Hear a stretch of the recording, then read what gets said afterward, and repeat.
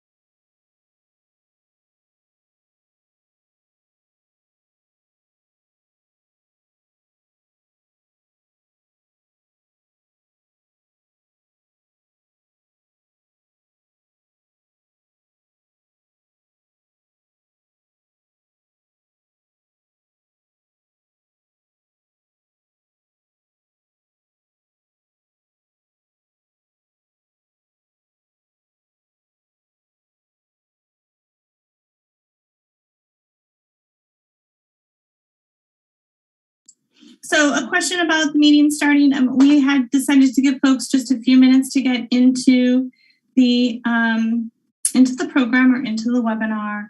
It's 8:35, so we're going to go ahead and get started now. So hopefully everyone can hear us okay and sound quality is good. Apologize for the radio silence, so to speak, as folks logged on. And I think we're just about ready to go. I'm just adjusting my screen here a little bit. Bear with me. Okay. So welcome everyone. As I mentioned earlier, this is our monthly Local Equity Entrepreneur Program grant meeting. I'm going to go ahead and turn it over to Paula Groves and let her get us started, and then we'll just move forward with our presentation. So Paula, you have the floor. Sure. Thank you so much, Kristen. Thank you all for attending these meetings. It's, we found to be the most efficient way to make sure everybody has the latest information on the program available at the same time. So today we'll talk a little bit about the funding sources. We'll provide an update on the program statistics through the end of April. We will then, Kristen has had a couple of meetings with updates from the state that she will also be telling you about during this meeting, and then we'll go to questions and answers. I will let Kristen walk you through the process for asking your questions, but you can both raise your hand and ask your questions verbally, or you can also write a question in, which will be addressed during the Q&A. Next slide, please. Kristen? All right, so let me unmute myself. So for those of you maybe new to joining us for webinars, the Q&A feature is easy to find by hovering your cursor at the bottom of your screen, and it looks like a chat box that says Q&A under it. If you click that chat box icon with the Q&A lettering, It will pop open a separate screen, and you can type your question or your comment into that screen or into that chat box. When you send a question, the question comes directly to panelists. The rest of the folks or attendees on the webinar today won't see that question unless we type an answer. If one of the panelists types an answer back to the attendee who's asked the question, everyone will see both the question and the answer. When we make time for Q&A, we will try to take some time to run through the questions in the Q&A feature, as well as take verbal comments, which is what Paula alluded to. And then we also will go through how to raise your hand when we get to that point in the session, and how to mute and unmute your device. So let's see, I'm going to do this and do a little cleanup. So getting into our presentation for today, I want to first make sure that everyone is familiar with the staff we have with us today. We have Ms. Nina Holloway with us today, who's helping us stream the presentation and keep us all tidied and shipshape technology-wise. So you will be able to find this presentation on the county's YouTube channel, and then Nina will graciously post it along with the slides to the website over the course of the next couple of days once it's available for the public on the YouTube channel. The YouTube version will have closed captioning for those who are hearing impaired.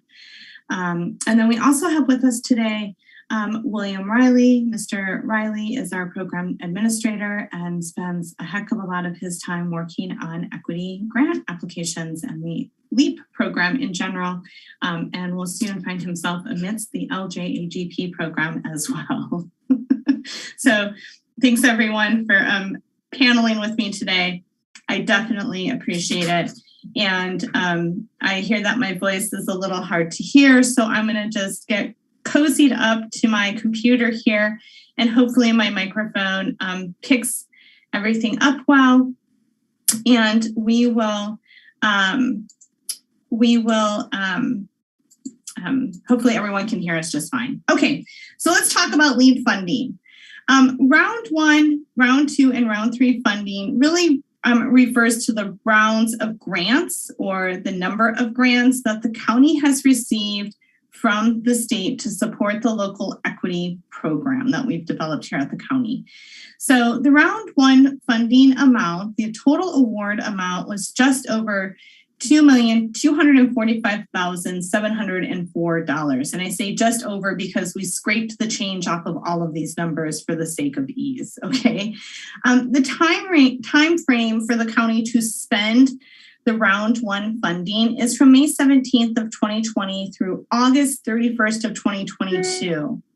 Round 2's funding, that award amount was $832.274 and some pennies.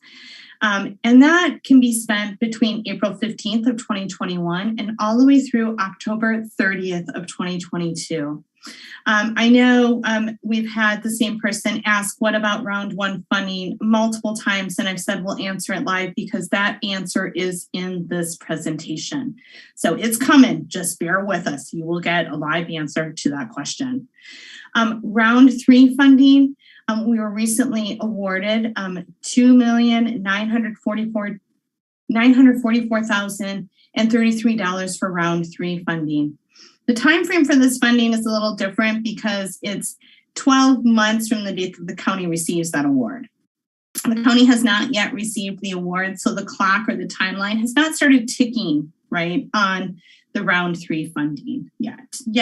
But we imagine the award will show up fairly soon. So this is what we have to work with over the next couple of years to keep the LEAP program funded.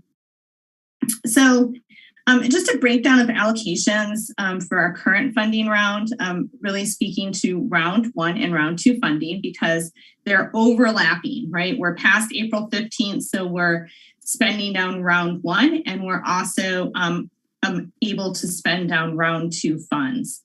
So you guys, everyone has seen this chart before. I just broke it out a little more kind of myopically, right? It's a little clearer or has more information on it. So for the purpose of direct grants, the waiver program and workforce development, 80% of the total grant awards for round 1 and round 2 were allocated to, as I mentioned, direct grants, the waiver program, and workforce development. So that provided the program just over $1.7 million in funds for round 1 and just over $665,000 in funds for round 2. We get to spend 10% of the total award amounts for technical assistance, which brings us to $224,570 for technical assistance from round 1 funds, and a little over $83,000 for technical assistance in round 2. Administrative services, this is to support county staff and our Elevate Impact, our administrative consultants. We can spend 10% of the awards we've received from the state to fund the administration of this program. It does cost money to underwrite, review, and manage the program. So combined, first round is $224,000, just over that. And the second round gives us another $83,000 and some change to spend on administrative services. Round 3 funding allocations are going to work a little bit differently. So for round 3 funding, the funding that's coming into local jurisdictions is a combination of budget monies that have been allocated through the governor's budget, annual budget program, and then monies that come from the cannabis tax fund. So this sussens out just a little bit differently because the state is only allowing local jurisdictions to spend up to 10% of the award amount that has come from the cannabis tax fund, right? So it's a little different math when we look at the program as a whole for round 3. And so what that does is it puts 86% of the award into the direct grant, waiver program, and workforce development programs, totaling just over $2.5 million. It'll put 10% into technical assistance grant or into the technical assistance program, which is just shy of $300,000. And then that leaves the department roughly 4% of the award to cover administrative costs, which is about $115,000 and some change. So this is what we'll be working with for round 3 when we get there after October.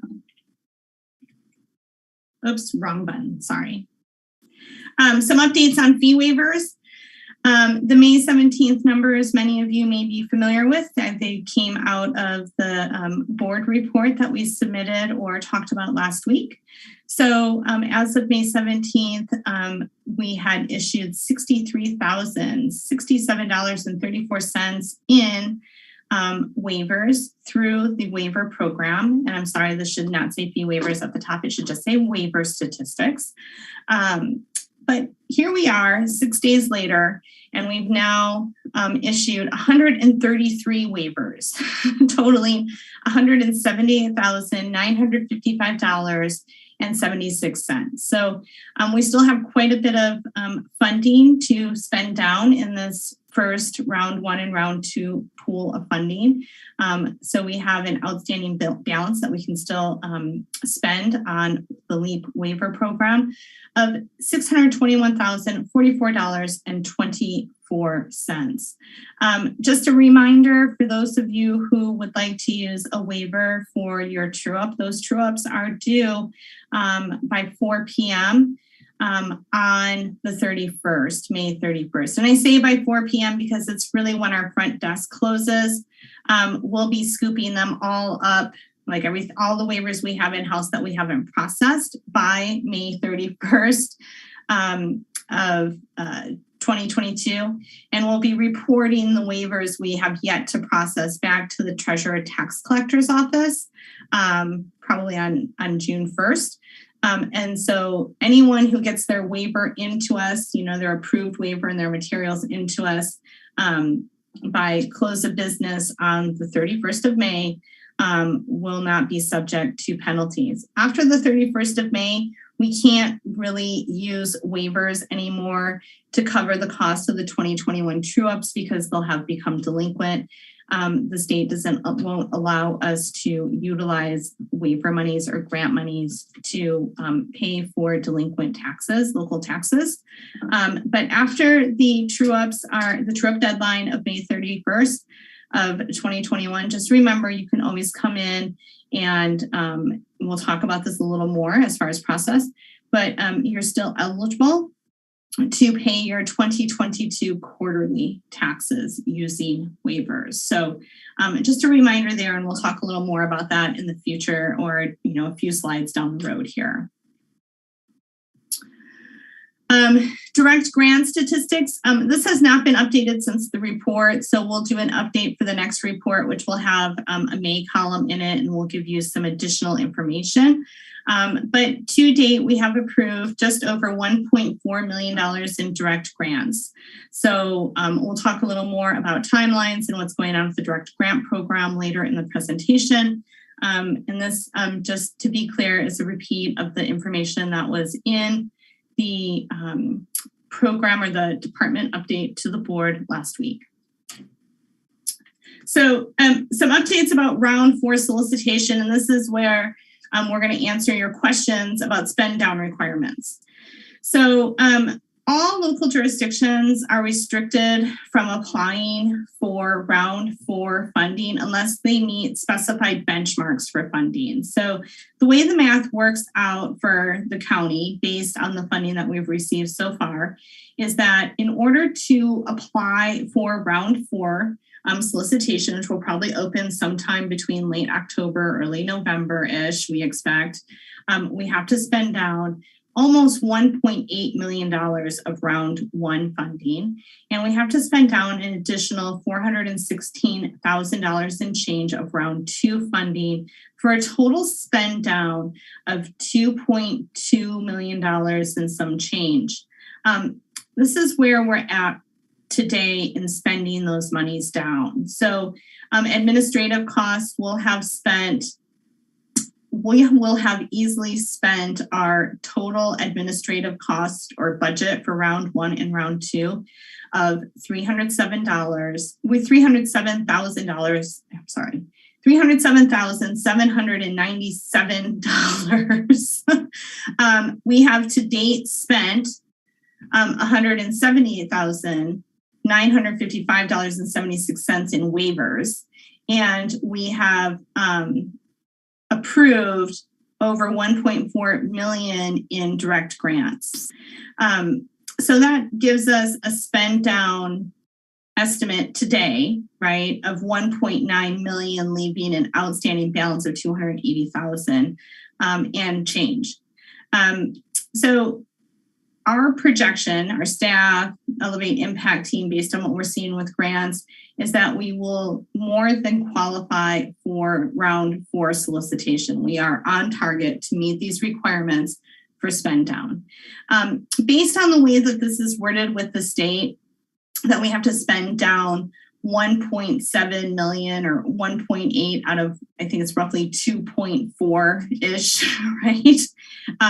I do not believe the state is planning on recovering the remainder or that difference because the trigger that they've put in place is not being eligible for additional funds.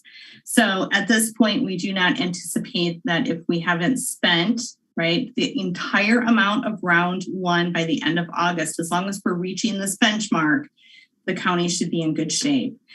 We're suspecting the same thing with round 2 because of the way the language has been presented to local jurisdictions about round 4 solicitations, that they're more, they're wanting these benchmarks to be met more so than 100% spent down. This is what they're waging, or these are the thresholds they're using for spending to show progress to keep these programs moving forward in a timely manner.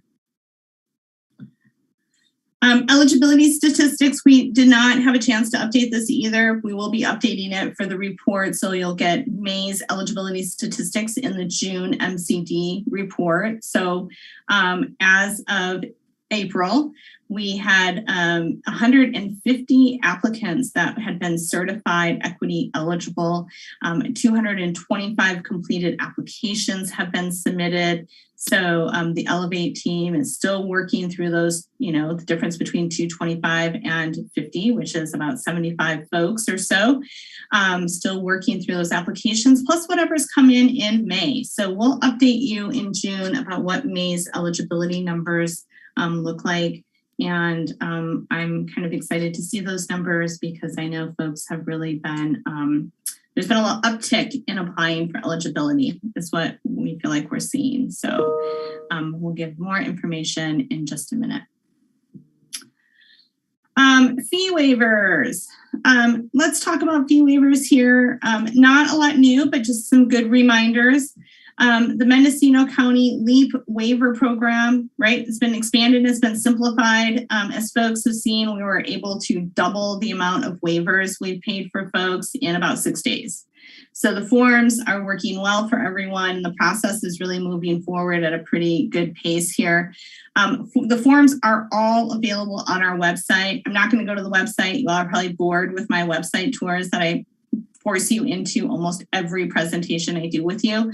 So just so you know, this link will be live when you go to the event page and look at these slides, which I know you can't wait to do. And then it's also really easy to find all of these waiver forms by just going to the Cannabis Programs website and clicking through to the Forms and Resources page. And there you'll find Treasurer Tax Collector Tax Waiver Form. You'll find the Mendocino Cannabis Department Fee Waiver Form. There's Planning and Building Services Estimate of Fees Form. And Department of Agriculture Scale and Registration Form is still up.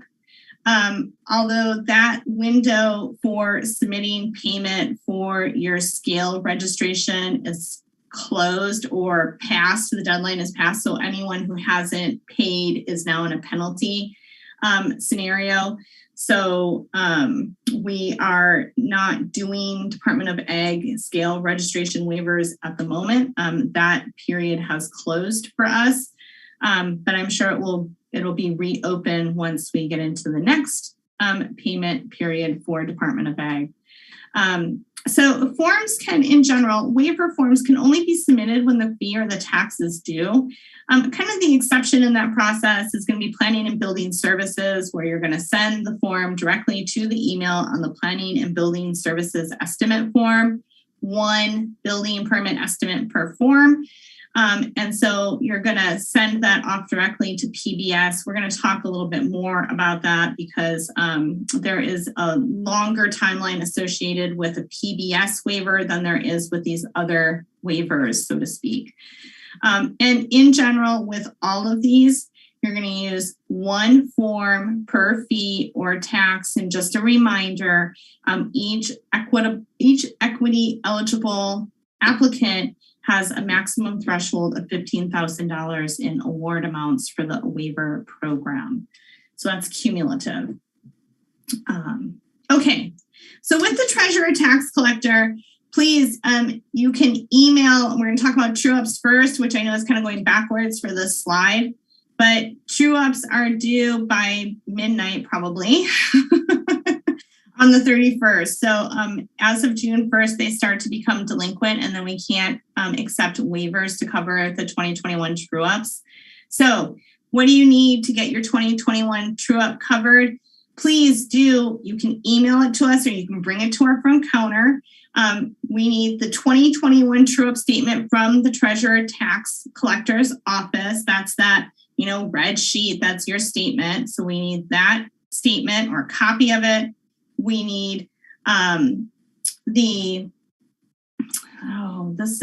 we do not need your completed quarterly filing. We need your true-up statement, and we need your certification letter, and we need the form completed, the completed TTC tax waiver form. So you get us those 3 items. We can then go ahead and process your true up for 2021. Okay.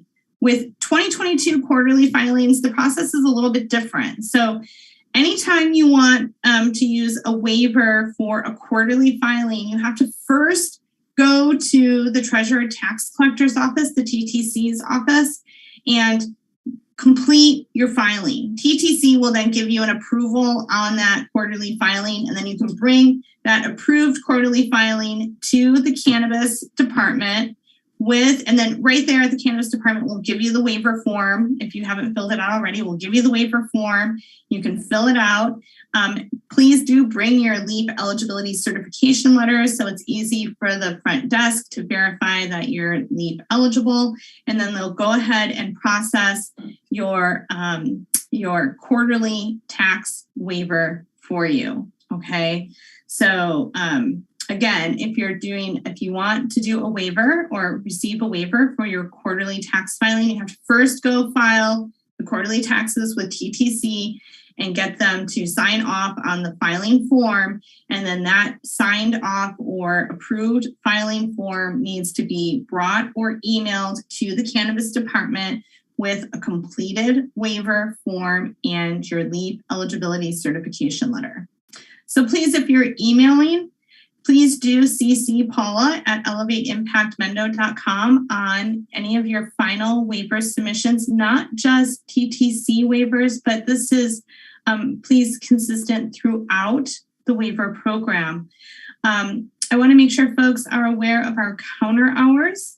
We are open at the front counter to assist folks with waivers and payments of all types and questions to the best of our ability from Monday through Friday from 10 to 4.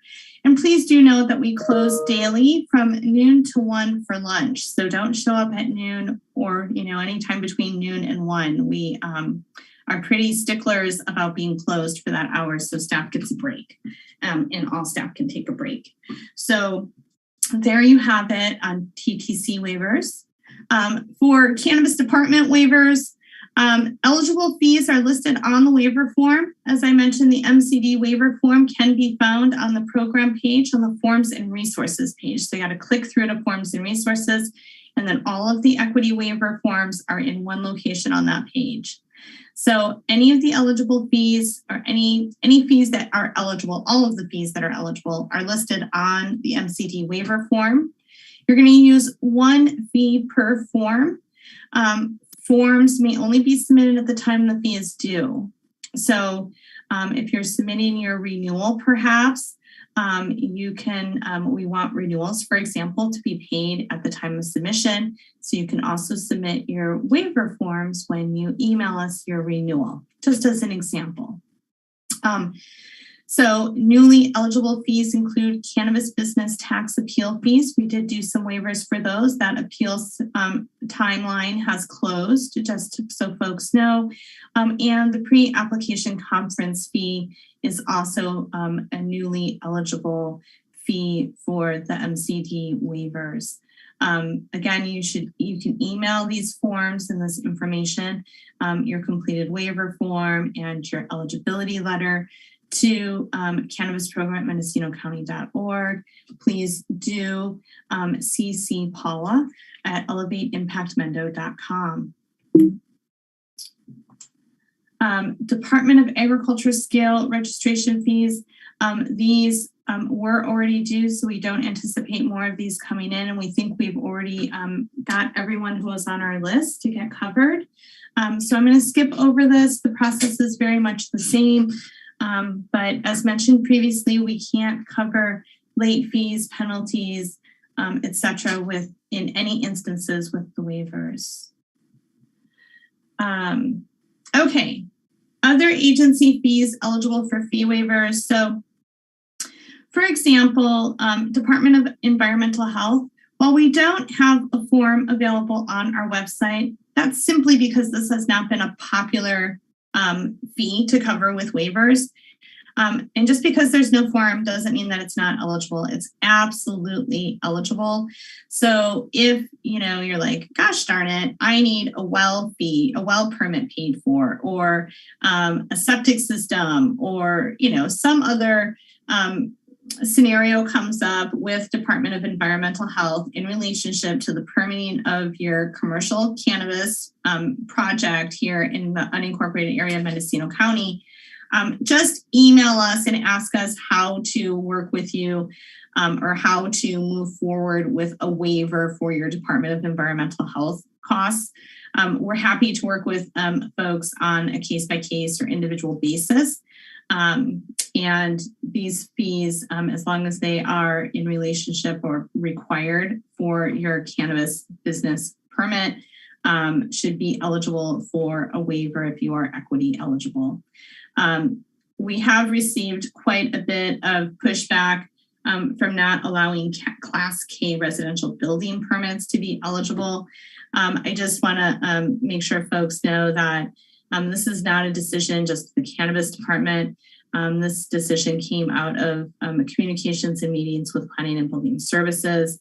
And there's just a lot of, I don't know if issues is the right word, but there's a lot of challenges, with trying to explain if we were to be audited, how or why these residential building permits fit in. And then also there's some challenges for folks who pull Class K permits as far as liability, the ability to sell their property. So with all of the challenges kind of around Class K, we all felt it was better to not include it in this program. And we've made that determination and don't anticipate changing that determination for a multitude of reasons. Other examples of fees that are not eligible for waivers are other kinds of permits that are not directly required in order for you to receive a commercial cannabis business permit in the county. So grading permits for ponds are allowed if that pond is going to be used for cannabis related activities such as cannabis irrigation. But grading permits cannot be covered with a waiver if that pond, say, is for domestic purposes or fire suppression. If you're looking at state licensing fees, state resource agency permit fees, we cannot waive fees for a state agency, only in relationship to a county agency. So any fees that are associated with state agencies would have to be written into your direct grant budget and cannot be waived. So there's no waiver program that includes these because of the mechanism that we use to manage the waiver program, right? It's an internal transfer of funds from county department to county department. We can't run the same sort of internal transfer county to state department or agency. All right. Going on to the direct grant program. So, there is a budget approval process, and we understand that there's some frustration with the timelines in the direct grant. We're going to talk about those a little bit today for sure.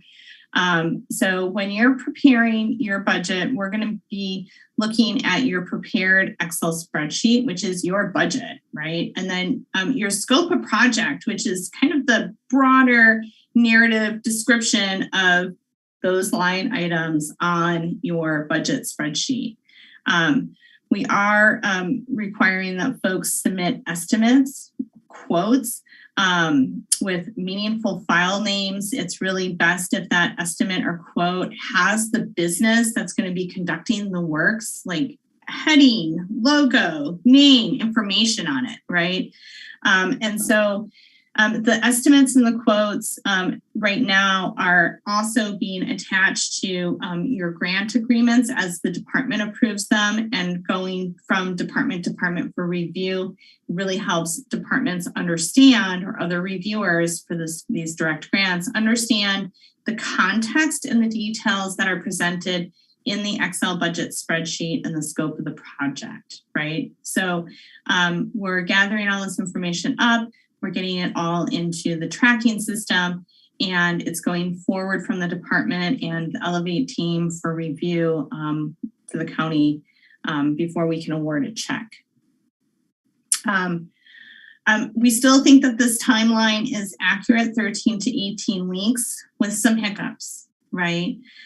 So we did include this table or graphic image again today. I know some folks are waiting longer than 13 to 18 weeks. And we're going to talk about that in just a little bit when we talk about the guidance that we recently received from the state. I want to make sure folks just are aware that this is still in here.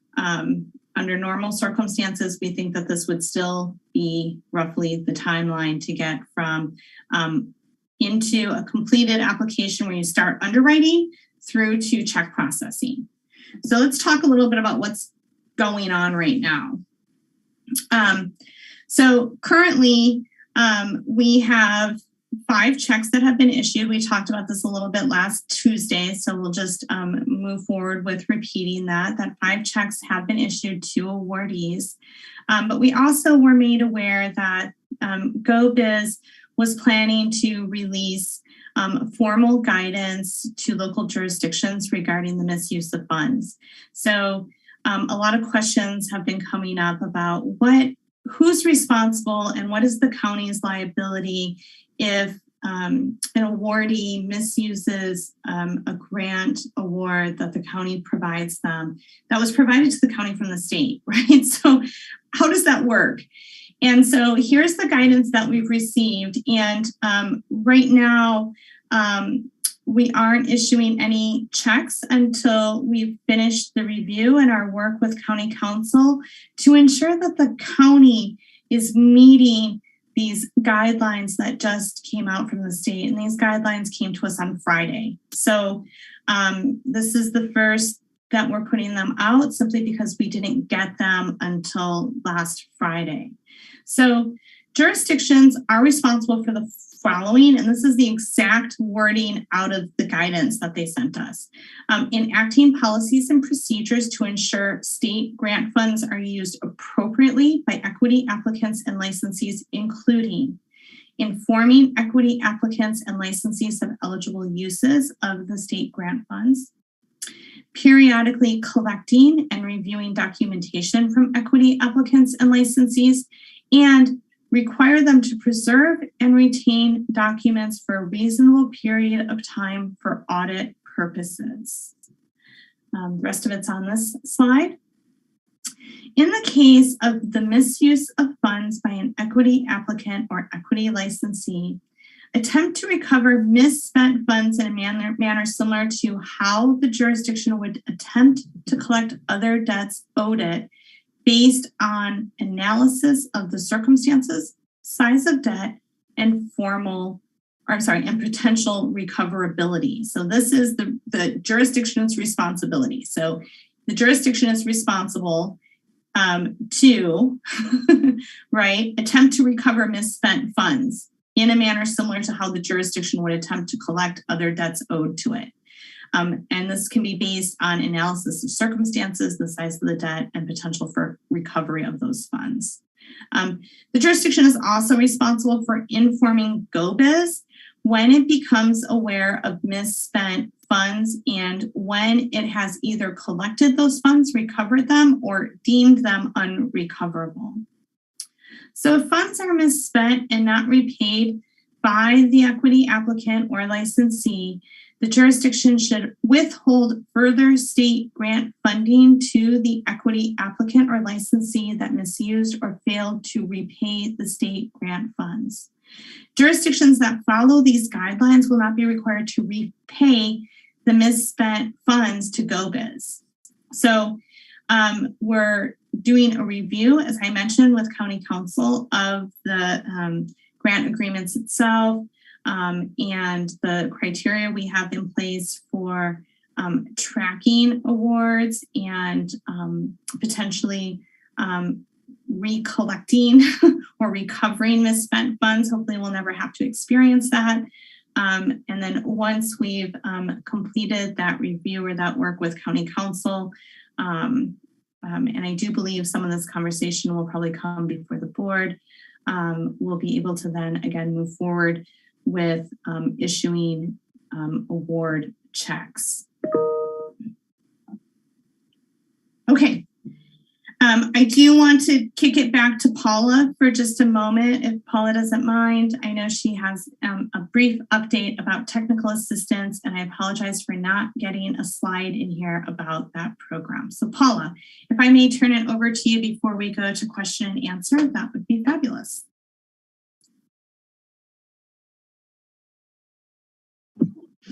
Okay, sorry. We are ready to launch the technical assistance program.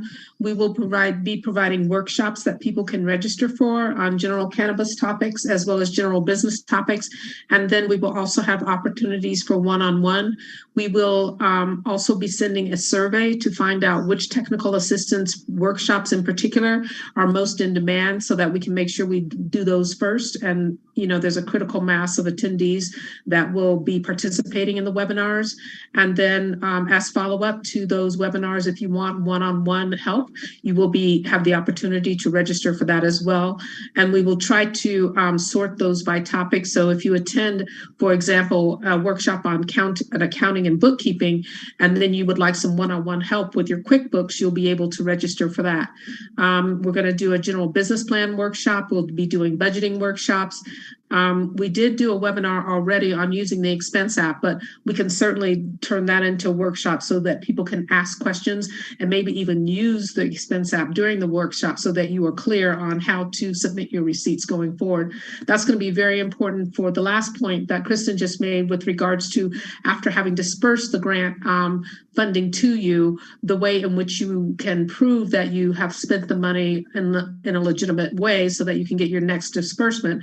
The way to do that is to upload the receipts into the expense app, and therefore we'll have a long-term record of how you spent the grant funds, and we'll be able to do the budget reconciliation that Kristen just described on the expense app.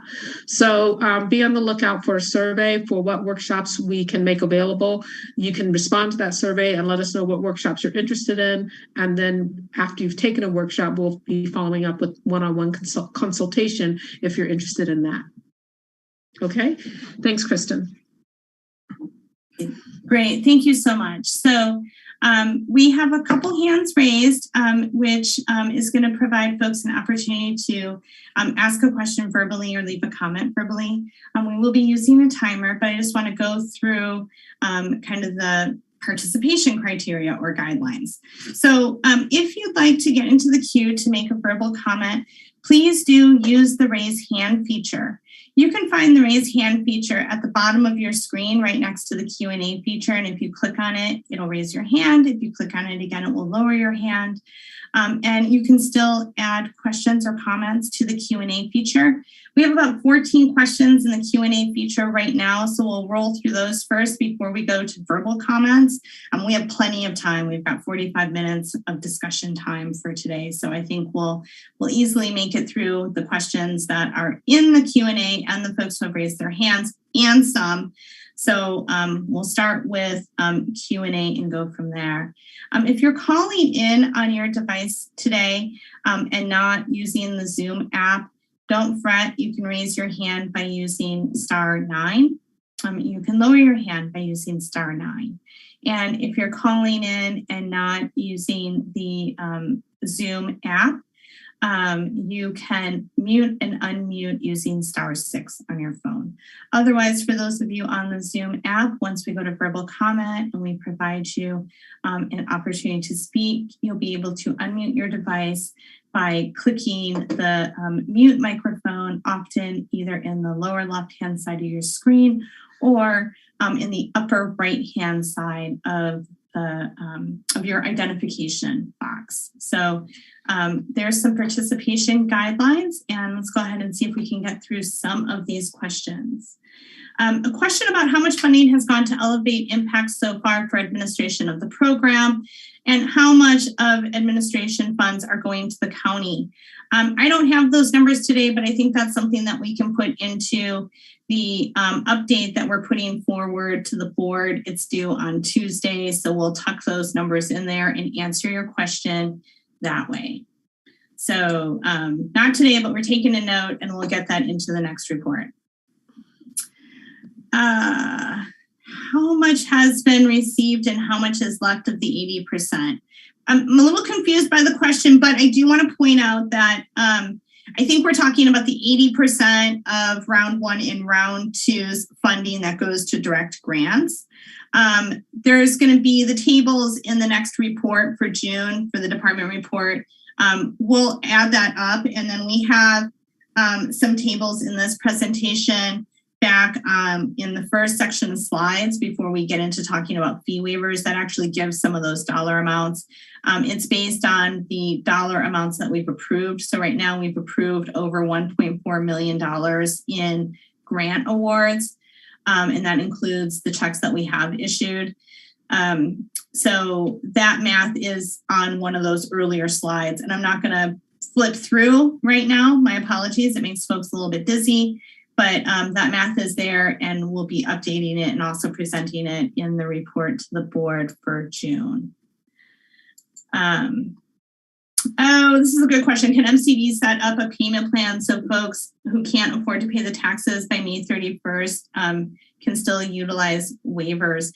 The MCD can't set up any payment plan. We have no authority over the ordinance. We have been talking with County Council and the Treasurer Tax Collector's Office about a payment plan for delinquent taxes. Waivers can't be used at all for delinquent taxes, so that kind of takes LEAP out of the picture of that conversation, so to speak. But it looks like, based on information we received from County Council, like the ability for the Treasurer Tax Collector's Office to set up a penalty program and a penalty or a payment plan and a penalty waiver program of some sort would require some modifications to the tax code.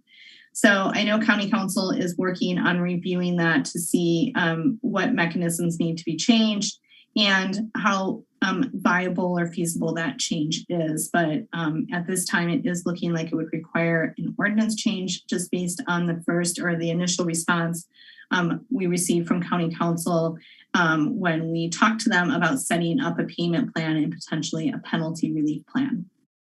So more to come there. I don't have all the answers today. I need more information from County Council.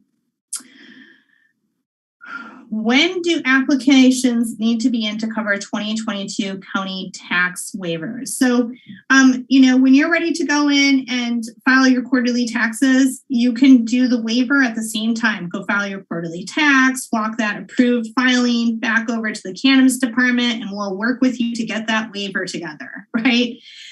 As far as true-ups, we won't see 2022 true-ups come out until 2023, and then it'll be the same kind of time frame, right? You'll get your true-up probably in April, and then be able to pay those true-ups through the end of May-ish of 2023. So you'll have plenty of time and a couple different ways to use LEAP program waivers for 2022 taxes. I hope I understood that question correctly.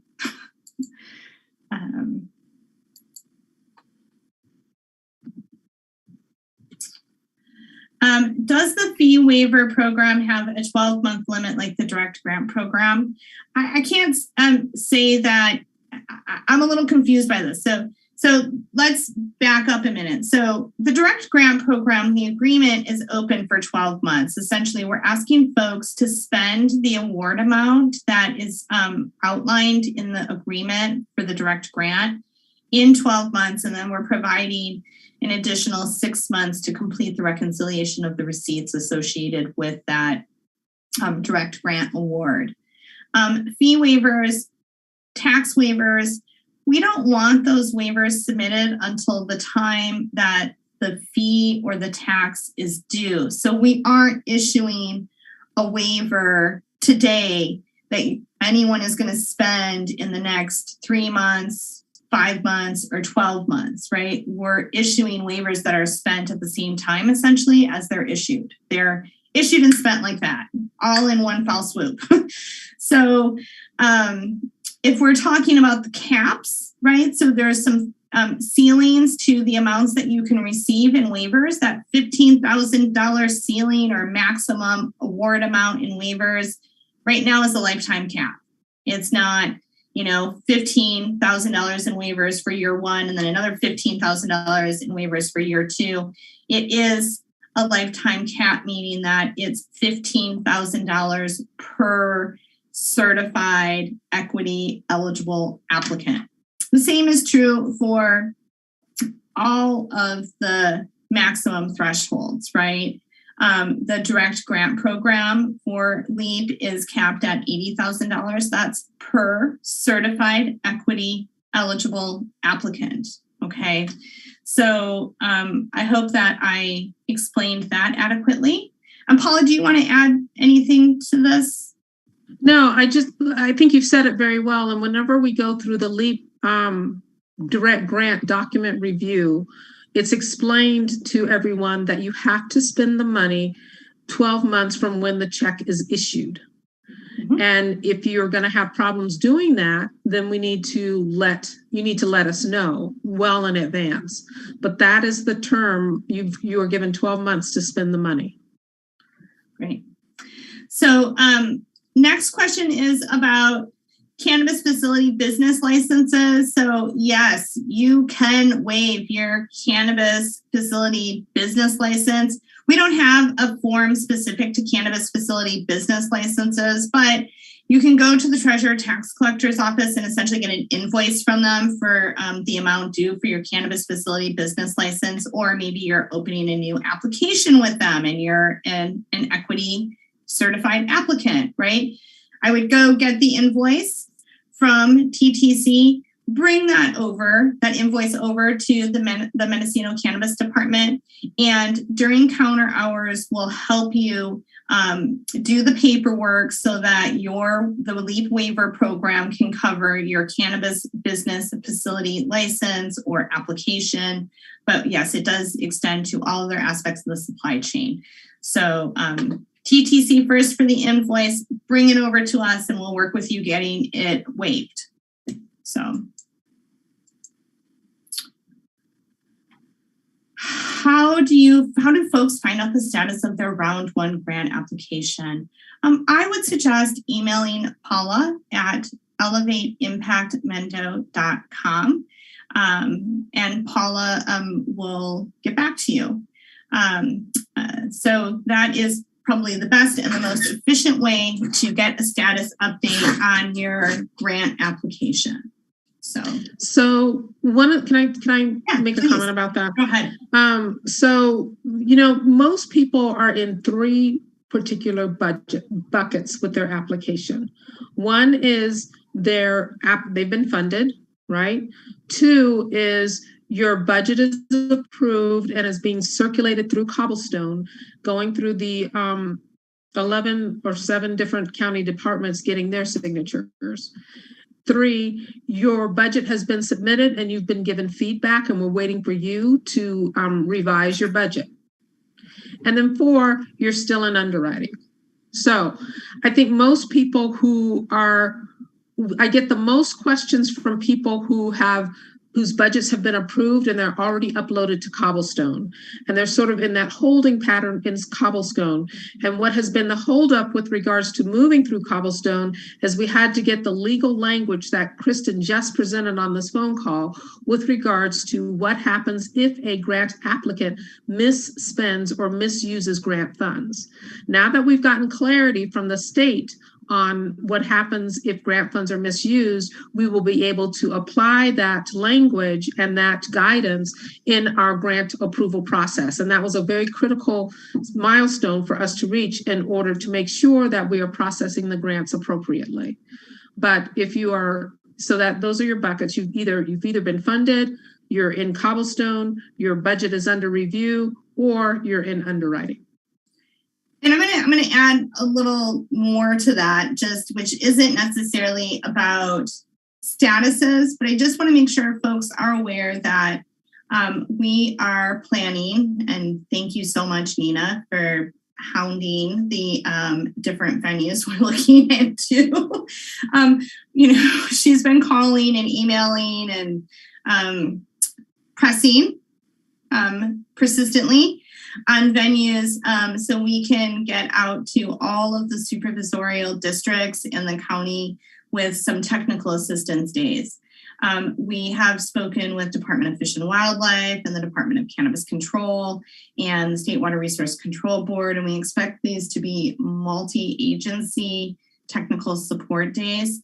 And from the cannabis department, we'll have planners, planner techs, and I imagine myself and potentially William or I will be trading back and forth to make ourselves available to not only assist applicants with their cannabis application or their permitting questions and needs, their Appendix G questions and needs.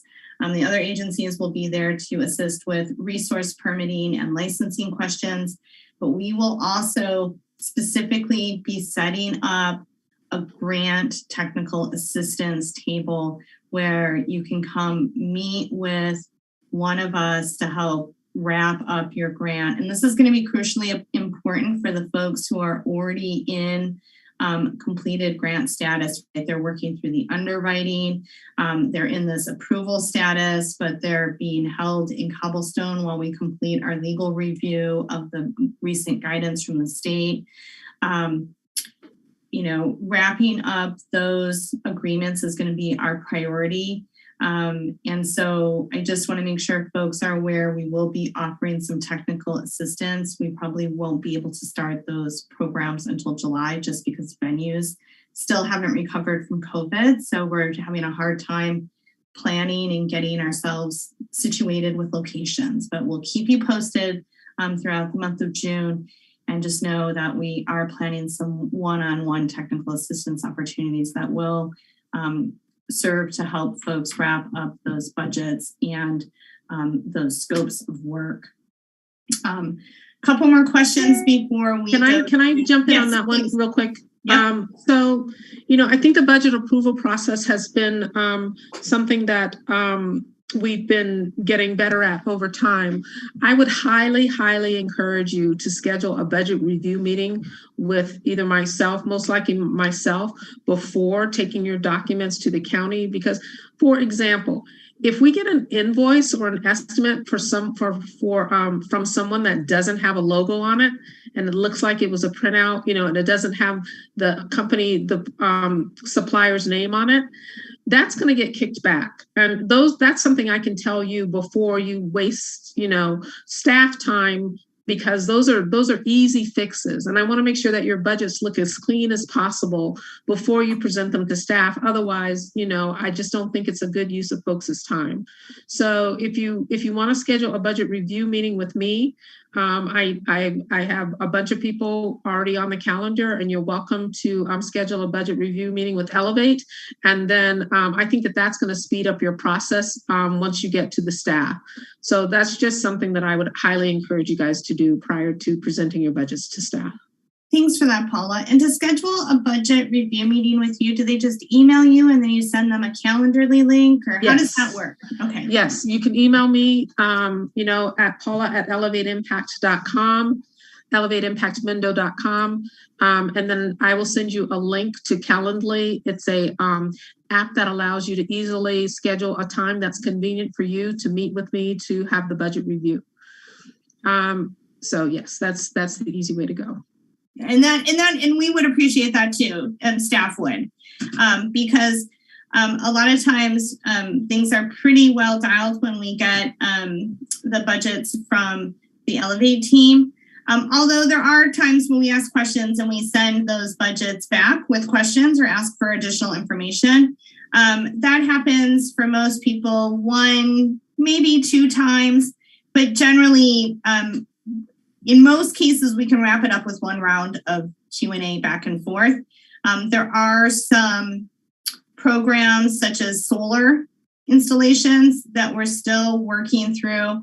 We're asking folks to be patient. We're working on some forms, but we don't think that it's going to, we don't think that there's going to be a problem or so much of a hold on solar installation applications that we won't be able to get them in this round of funding. So I'm not like, please, we're just asking for some patience. We're, as all of you know, building the plane while we're flying it here.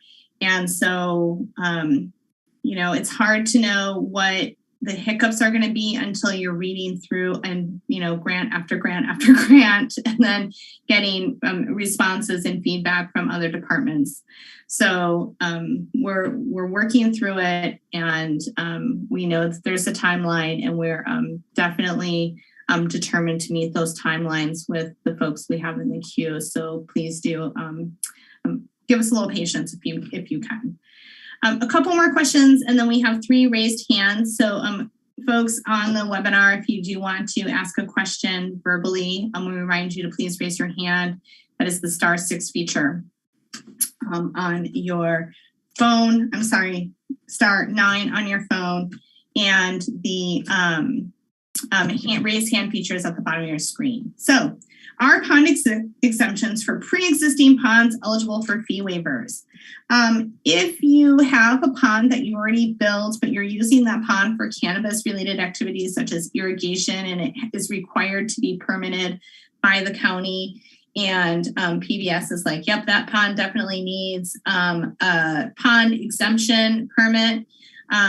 Yes, that is eligible for a waiver. And if your pond needs engineering so that you can get that get that pond exemption, you could also apply for engineering in your direct grant to support moving that permit forward for your pond if that's necessary. So with ponds, yes, those do need to be permitted, and you can use a waiver to manage that permit, just like your structures, right? They're pre-existing, but for many people, they're pre-existing and they need to permit them now. You can use waivers for those pre-existing cannabis-related structures. Okay, a couple more things. I think we just talked about that too. So what about someone who started an application months ago, but didn't complete it, but wants to complete it now?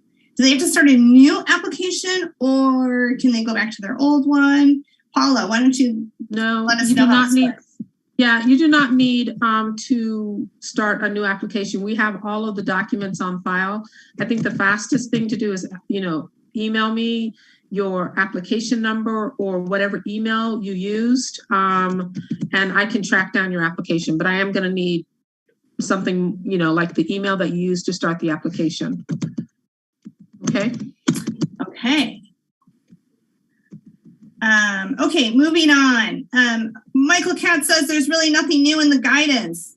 The department's already required to, 1, approve items that are eligible, or to only approve items that are eligible, I think is what it's supposed to say. How long do we expect the new delay to continue until checks can actually be distributed? As I mentioned, County Council is conducting a review of the guidance and conducting an evaluation of whether or not additional criteria should be folded into the program to ensure that the county meets the state's guidance for compliance. And so I do not have lead on that. The department does not have lead on that. We do expect it to be resolved early to mid-June is what we're hoping for. And so we will go from there. We have 4 hands raised, and I don't want to cut our callers short. So I think what we should do right now is go to callers who are on the line. Our first caller is going to be Monique Ramirez, followed by Michael Katz, followed by Paul Hansberry and Susan Tibben. I'm going to go ahead and, I'm sorry, I have to manage my screen share here. Give me just a minute.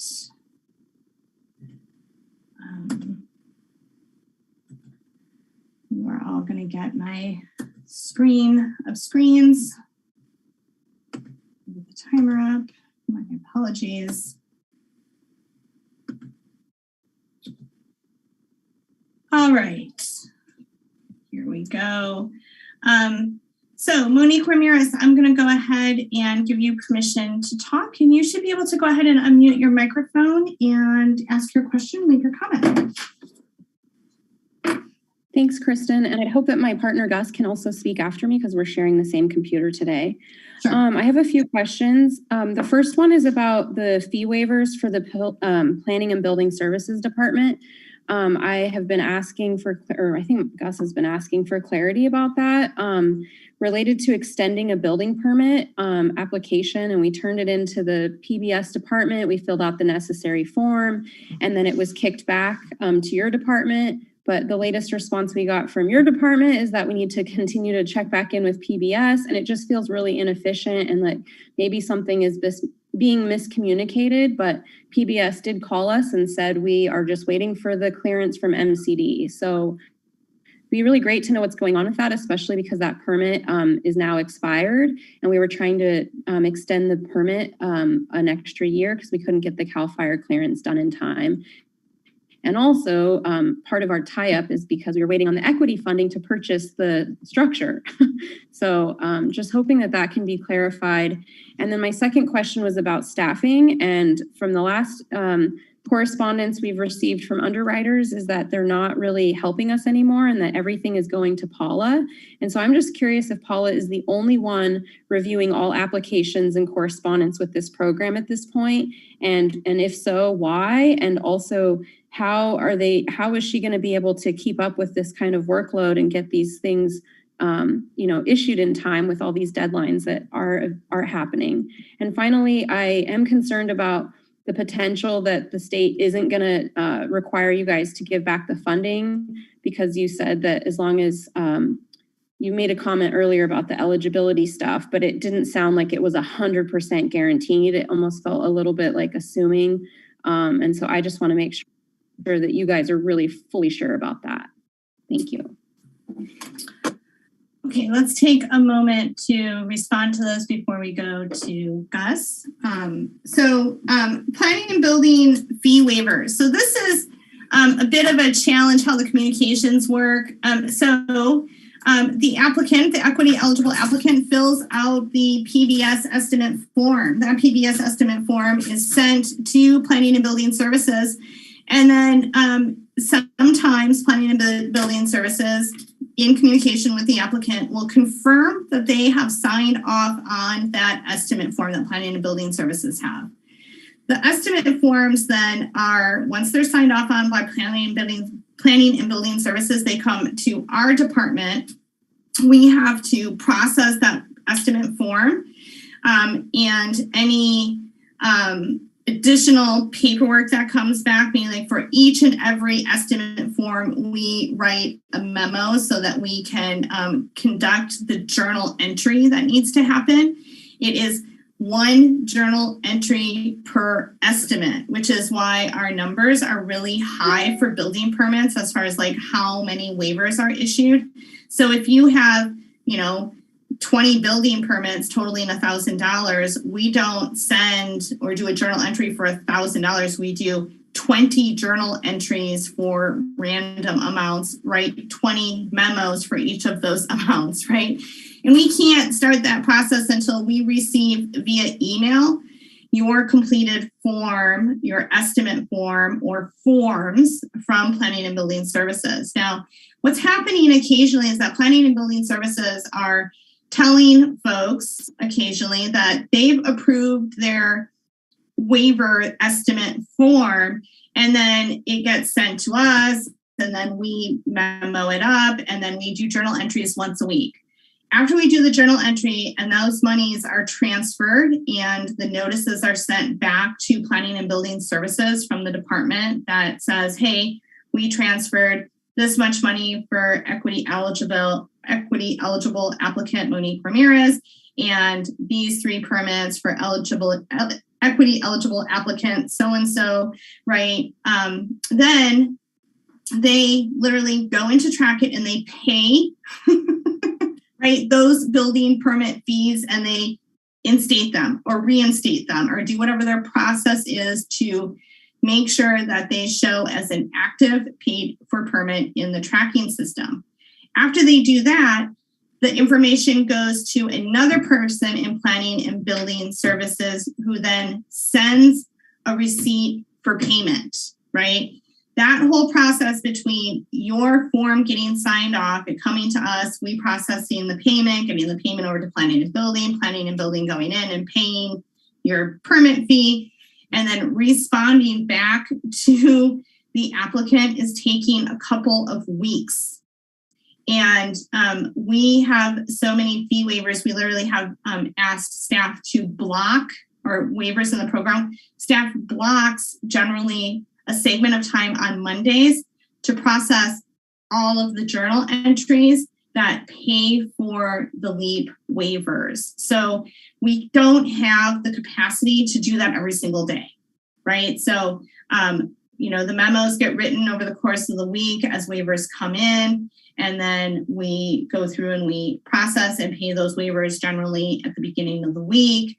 And then planning and building services has to take some time to say, okay, so-and-so has, 13 or 1 or 2 permits. They have to open up each and every one of those permits and make a payment based on the fact that we've entered that money into their bank account, right? So it does take some time.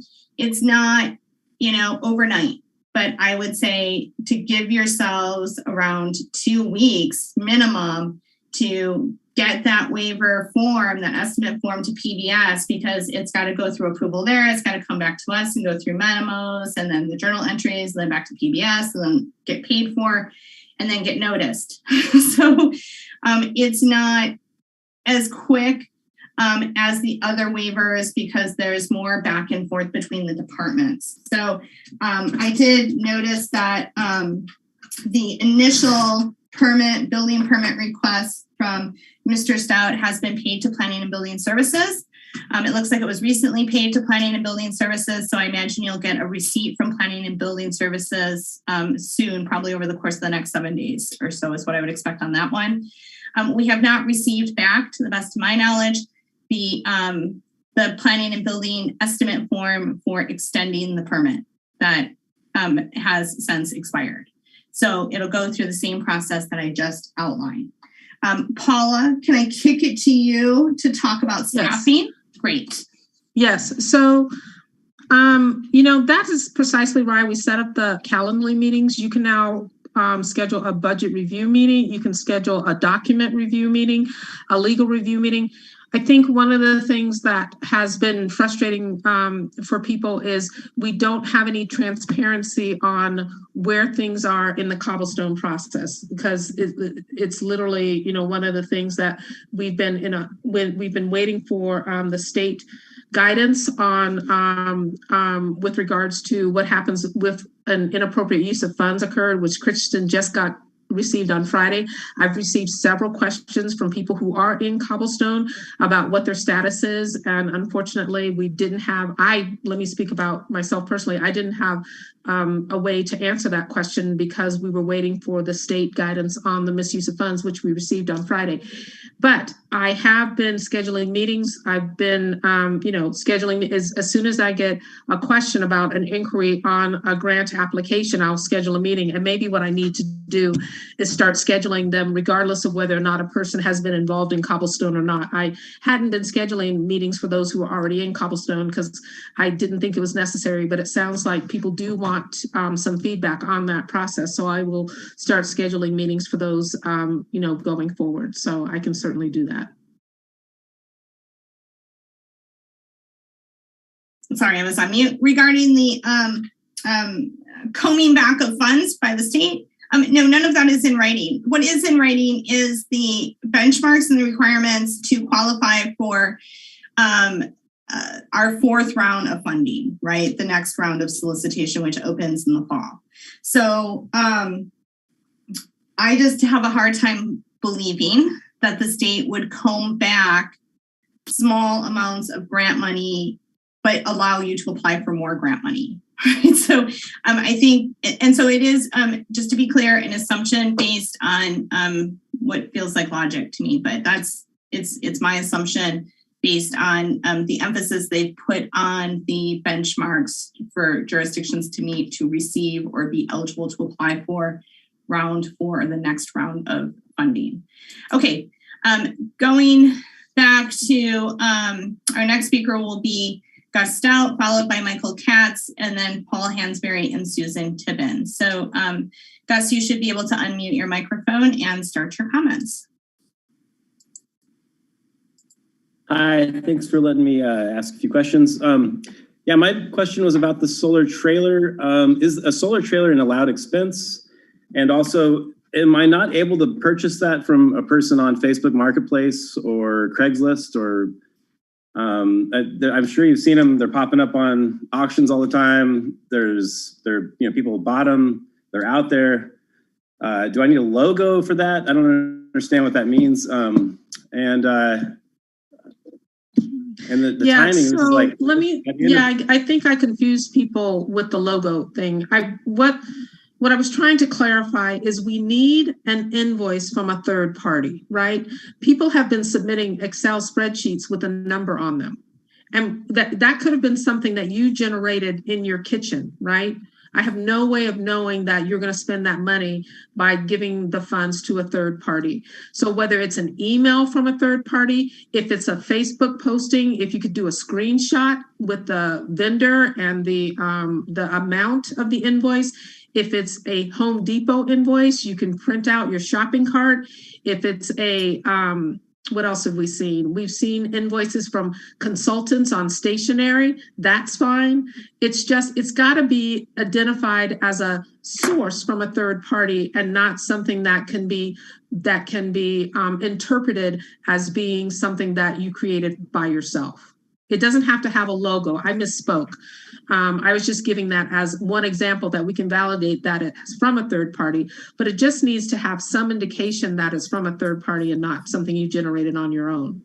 And the issue here is not the invoice that was submitted, right? The questions that are outstanding is being able to understand the amount of power utilized by the cultivation site and then being able to justify that the solar installation is necessary to eliminate or reduce the amount of generator time used to support that cultivation site, because the language around solar is still attached to reducing generator usage. So that makes it a little more of a tricky review because we have to understand the power draws, and if there's a generator, what's primary usage, what's not primary usage. So some of those pieces make it a little more complicated. So Gus, I'll go back to you. You've got about a minute 45 or so left, and then we'll move on to our next caller. So if you have more questions, you should be able to continue your comment or your questions.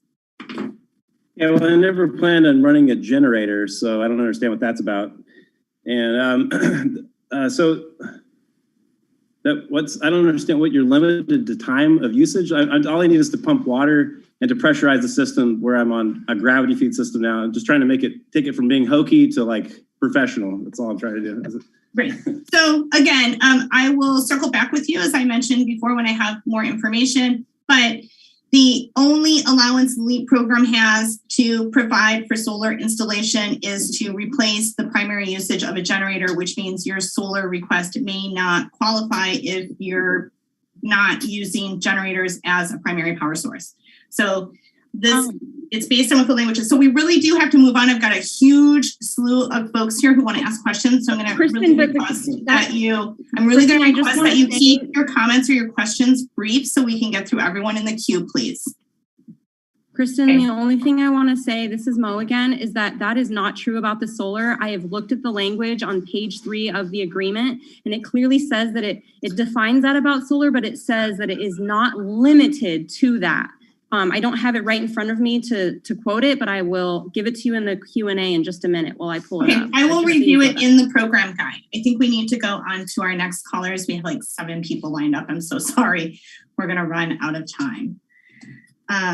Okay, so our next caller is going to be Michael Katz, followed by,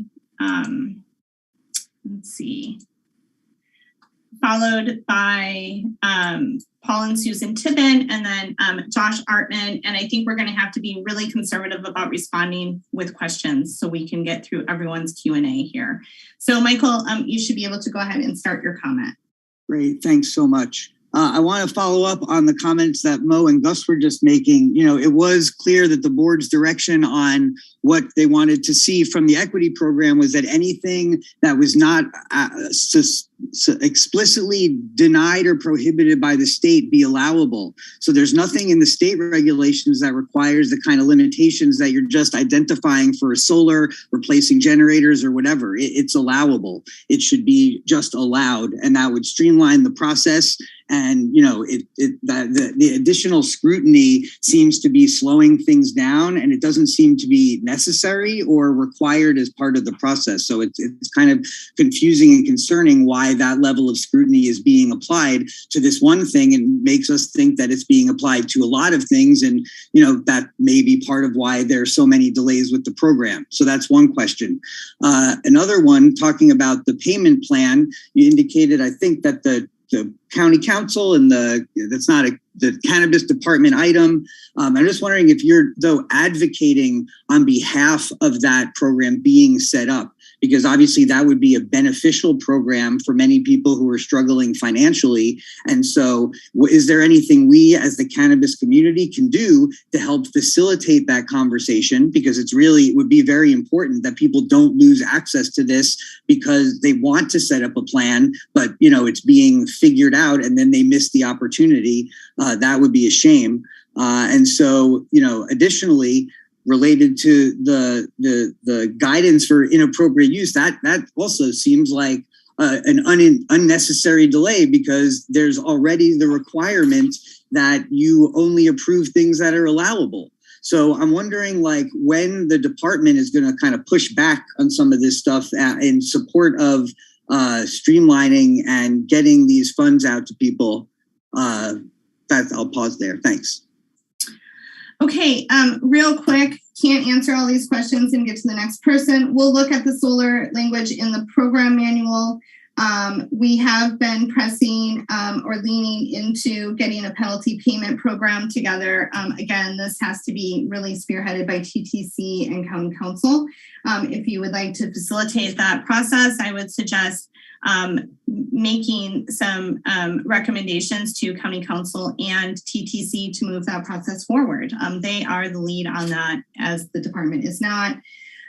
In regards to the last question about the guidance, the department dug their heels in and said that we were not interested in adding additional layers of criteria.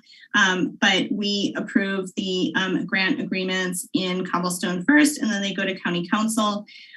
Multiple board members had expressed concern to the executive office and to County Council. And so, you know, we have to work through the process of reviewing the guidance, which is where we're at. We don't have any other options at this time, except for to work through that with the powers that be, so to speak. And the reason why it's on pause is we really didn't proactively want to add additional layers to the program. We had proposed doing that after the August deadline, but here we are. We're going to move next to Paul Hansberry and Susan Tibben. Please, if your question has already been answered, do lower your hand and we'll try to be brief with our responses. Paul and Susan, I don't know if I just lost you because I accidentally lowered your hand. So if you would like to, there you are. Thank you for re-raising your hand. So I'm going to go ahead and you should be able to unmute your microphone and start your comment. Hi, yes, I've got a whole lot of things to unpack. I'll try to be brief. With the building department, why couldn't your approval letter showing that your eligibility for the waivers be your golden ticket, and let them proceed with their permit, reviewing that and move that process forward while you take care of your back office processes in the meantime? They're already guaranteed their funds, so they should be able to just move forward while the other backlog of bureaucracy continues. Paula was talking about the expense app. That doesn't work very well at all. I've been there. As of last week, it didn't work at all. And then now is able to upload different kinds of documents than just images, but there's nothing personalized about it except my name. My budget is not there. It hasn't been uploaded. So I've got to recreate my budget on that expense app. It's just very, very troublesome. It seems to me that you should be able to upload my budget. And speaking of the budget, adjusting the budget looks like it's going to be problematic. You said that we could jockey things around if we were came under, or if we ran over on something, we could take the money from another budget by scaling back on it, by only repairing installing half the fence, taking that money and putting it over to the overages on the other. But I don't see how that's you're able to do that on the expense app and moving those things around. So I'd like to get a different kind of tutorial on that if we could, because the tutorial that we got 2 months ago, it still doesn't work. The receipts, lots of times there are things where we have a third party who's a private individual taking care of things or buying. Okay, so that's time. I apologize for that. The expense app, I think Paul is looking at doing further workshops on the expense app. Right, and if I could just speak to that real quick, Kristen, my apologies for interrupting you. The expense app was designed for people to upload their receipts. We've used it in Los Angeles and we've used it in LA. The functionality to put your budget into the expense app has not been completed yet.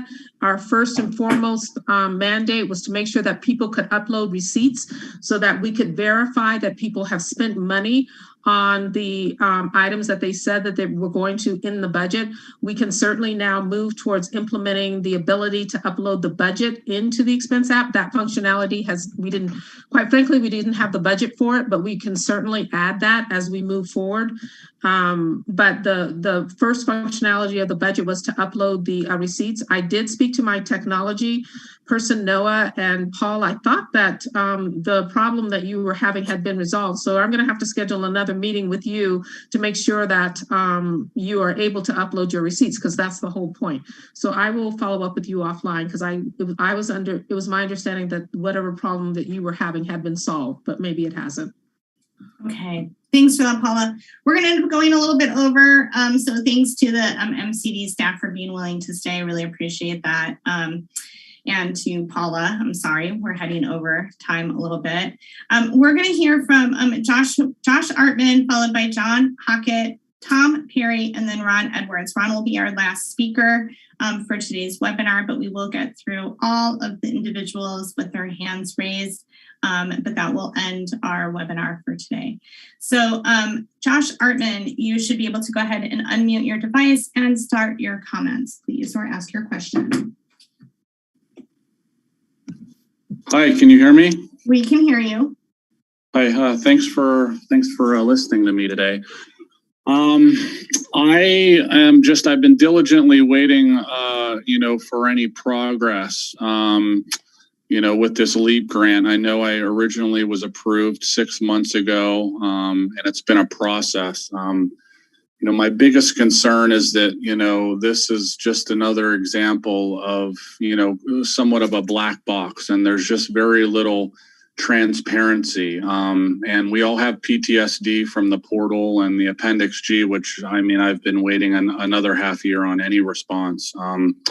Farmers, you spent a good amount of time on misuse of funds. I think if I can speak for farmers, we're concerned, that the primary misuse of funds will just be non-allocation or non-disbursement by the county.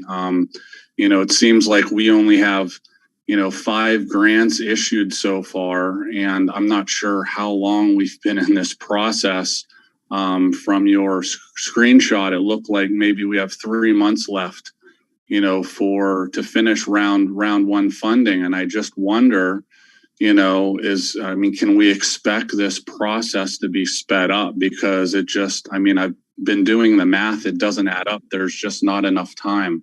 I know Paula's been doing some good work with LEAP, but can't they just disperse the money? It would seem like if the money has to go through, if my review is going through 7 departments at the county, it's just, we're going to be over time here. I can't keep waiting to start these projects, and I'm being penalized for being proactive. And it's frustrating because I can't apply these funds to completed projects. So we're just all looking for help and a streamlined, efficient process. Thank you.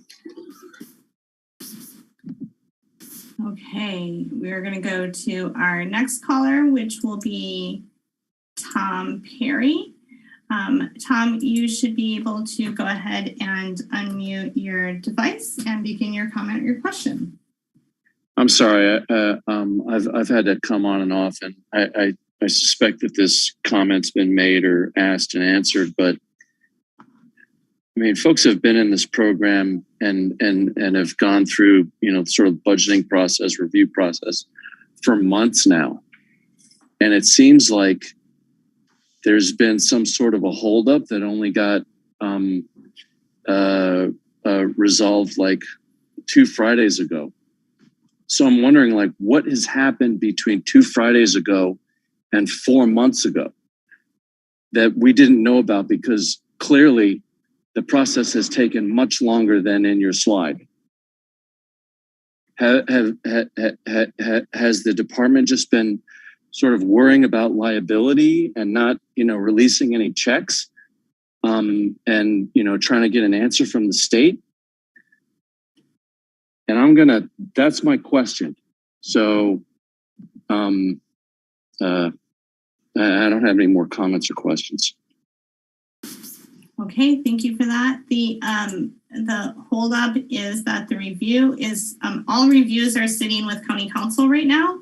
And we're working through, again, ensuring that the county's program is compliant with the recent guidance. So that's where it's at. The department is not holding up approvals. We've been approving them, moving them into Cobblestone. They go from the department to County Council. So those reviews are pending with County Council while we work through, again, ensuring that we're compliant with the state guidelines. And that's we is County Council and the department. So Ron Edwards, you should be able to go ahead and unmute and start your comment, please. Yeah, this has just been extremely frustrating to hear that people have had to get insurance, that policies that they've been paying on for all this time and haven't done that. I hope the County Council is looking at future situations to where you get insurance just the week before your check is issued, rather than paying 4 or 5 months worth of insurance that hasn't been necessary for the program. And as a background in electronic engineering, this solar question has been out there, and you have planners. I don't understand why it's not a simple thing. If you were just to find out how many amps are you using, how long per day are you using it, and what voltage is that? And that would tell you that the solar system is either sized right, and of course you want to have 20% oversizing to cover that. It would be simple, and that could have been passed. And I don't know what the planners are doing that don't simply look at that situation to get those approved. Thank you. Great, thank you so much. It is 5:04, and with that said, I think we can go ahead and adjourn today's meeting. We want to thank all of you for joining and participating, and just a reminder that we host a monthly LEAP meeting. It's generally the 3rd Wednesday of each month. We're doing it the 4th this month simply because we're waiting for the guidance that we discussed today. So June's meeting will be the 3rd Wednesday of June. So take care, everyone. And again, thank you so much for joining. Thank you. Bye-bye.